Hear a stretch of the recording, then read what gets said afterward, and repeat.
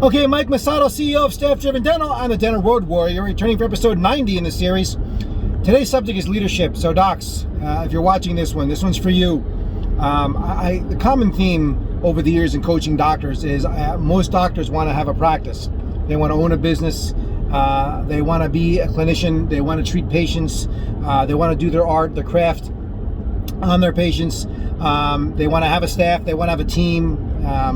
They want to make money. They want to do all these things, but they don't want to take responsibility for being a leader in the practice. And this is a major liability to the practice. So I want to talk about how liability, how much of a liability it is when you don't want to be a leader, or just basically shirk off this responsibility.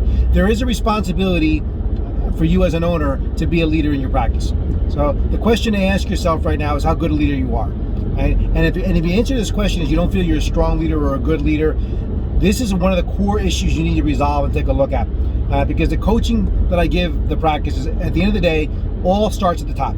I always say to my coaches, when they go out in the field, whose name is on the door? It's not the manager's name, it's not the hygienist, it's not the assistant. There's one person's name or two, if it's a partnership or more, if it's a group practice, it's the doctor's names are on the door, right? So basically your name's on the door, you need to own it. And it's not just about having the paperwork. It's not about having your name on the bank account.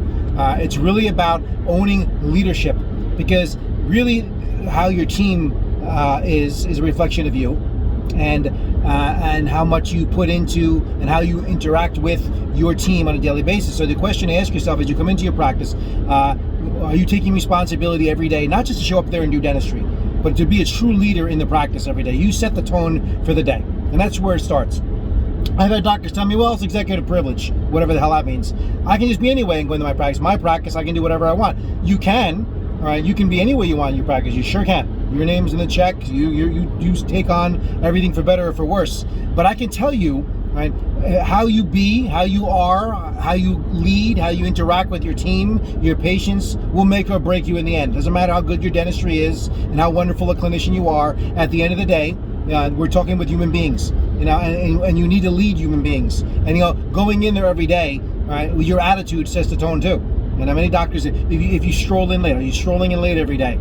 As the day started and you're not even part of it, right? Well, how are you when you come in the day? Are you able to leave what's going on in your life, if it's not going great, at the door and come in there and just game on, and no one would know, what's going on in your personal life or your professional life that may get you down. But you're there to rally the troops, keep morale high, keep people excited about being there. Are you setting the tone with a goal? Are we starting the day on the right foot with everybody? Maybe we have a little huddle in the morning to start the day with the whole crew to make sure we're all on the same page. And how you interact with your team. How do you speak to them chairside? Do you treat them with manners and respect? Right? Do you even care about your team? How often do you communicate with them? How often do you meet with them? Spending time, quality time with your team. That doesn't mean going out and having parties. I'm talking about quality time in the practice. Staff meetings, huddles. If they need your quality attention, that's what your staff want more than anything else. They want to know that they're valuable, that you appreciate them, you acknowledge them, you care about them, you got their back as much as you have their back. You want these people to go to bat from you. You want them to go out and win for you every day. How you lead them every day determines that. Right? And then all of a sudden, one day, if you neglect them long enough, sooner or later, it comes back to haunt you.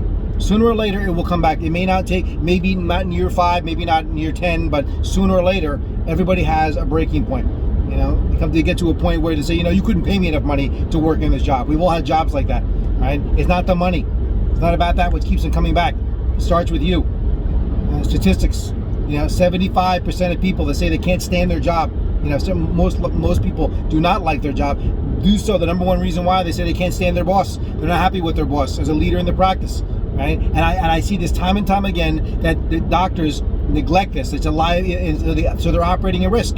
Right? Well, also being a leader is basically being involved and taking responsibility to learn about business and how important it is about marketing and about sales, and about knowing your accounting and knowing your money. And how many doctors I speak to still don't know their numbers, not aware of their finances. I had a doctor recently, not aware how much they're getting robbed, how much money's being funneled off the practice because they're not putting attention on it. And then even worse, just justifying it, because you don't know what's going on. It's very hard to basically get an actual clear look of what's happening and be a strong leader when you don't know what's going on.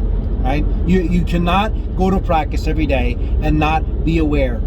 Okay? That is a liability in business. You're just burning your money. You're letting money walk out the door. You're letting people take advantage of you, whether it's your staff, your patients, whatever, because you are not engaged into what's going on the day-to-day operations of your business. You need to know this. Maybe in the old days it was different. In this day and age, the way everything is right now, with everything being digital and everything being virtual, and people becoming more and more savvy about what's going on, the competition greater than ever, you just cannot flip that autopilot switch and come into work and just go through the motions and be any old way. I remember early in my career, I was in a practice, I'll never forget it, up in Connecticut. And I was doing an observation, and I'll never forget the day I'm walking down the hallway. I'm pretty new to this, and an instrument comes flying out the open. It was an open bay, comes flying past my head and literally sticks in the wall. That was like a bad movie scene, okay? Like someone threw a knife and stuck, and this instrument stuck in the wall as a doctor's yelling at his assistant. Now, think about that's an extreme example, and I have many extreme examples in my time. Read my book, The 25 Surefire Ways to Destroy Your Dental Practice. It's a classic, by the way. It's been out for 17 years. It's in its third printing, and you can't make this stuff up that's out there. But this is an extreme. That could have, how badly could have hurt somebody, myself included. But just think about what patients think when they see and hear that kind of stuff.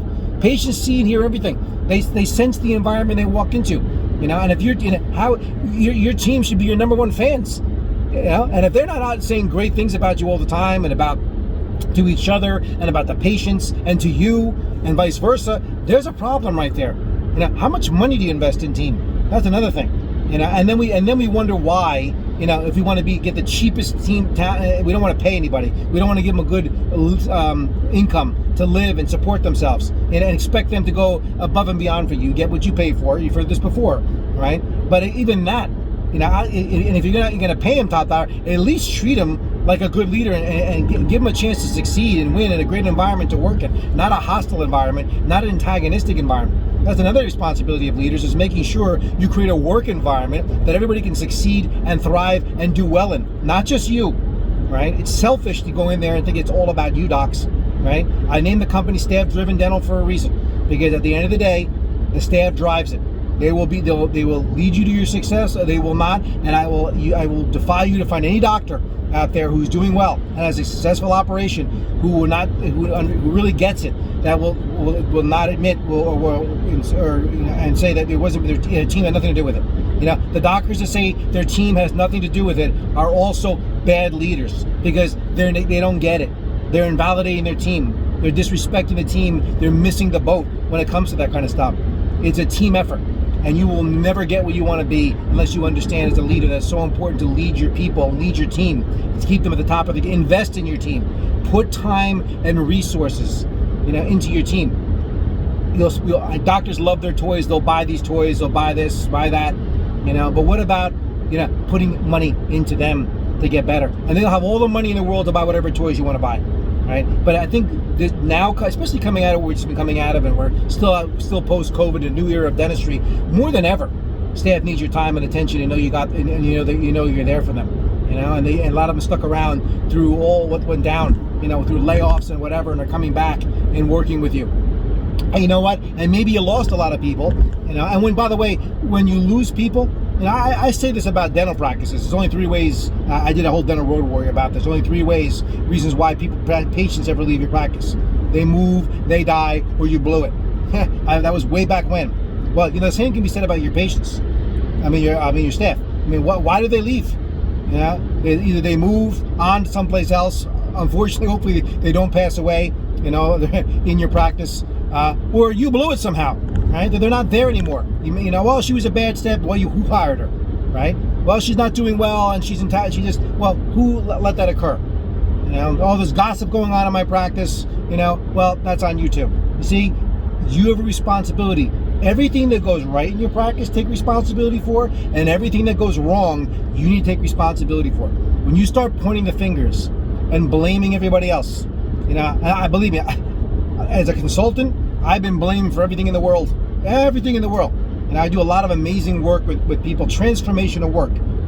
But I can tell you that the doctors who are irresponsible and just basically don't get it, if anything goes wrong in life, they're looking to blame and assign blame to somebody else. Okay, you're never going to get anywhere in life blaming the whole world and everything else, and it's someone else about what's going on. All right, it all comes down to you.